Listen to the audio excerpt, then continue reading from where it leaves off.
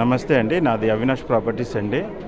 నాకు టీవీ9 అవకాశం ఇచ్చినందుకు చాలా చాలా థ్యాంక్స్ అండి. మన ప్రాజెక్ట్ వచ్చి మనకి భోగాపురం నాతవలస దగ్గర చాలా ప్రైమ్ లొకేషన్లో, దట్టు కమర్షియల్ వెంచర్ ఇది. ఎక్దమ్ హైవే ఫేసింగ్లోని సూటబుల్ ఫర్ షోరూమ్ కానీ, ఐటీ ఆఫీస్ కానీ ఏవైనా పెట్టుకోవాలని అనుకుంటే ఇది మంచి అవకాశం.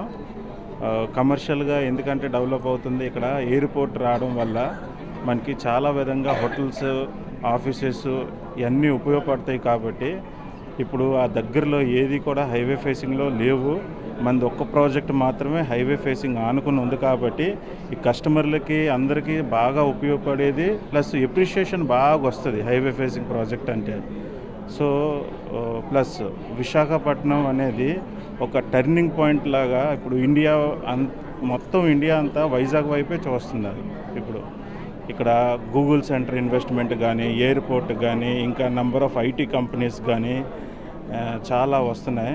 సో నేను ఒకటే రిక్వెస్ట్ చేసేది ఏంటంటే కస్టమర్లకి, దయచేసి లేట్ చేయకుండా ఇప్పుడే రైట్ టైంలోనే మనం ఇన్వెస్ట్ చేసుకోవాలి.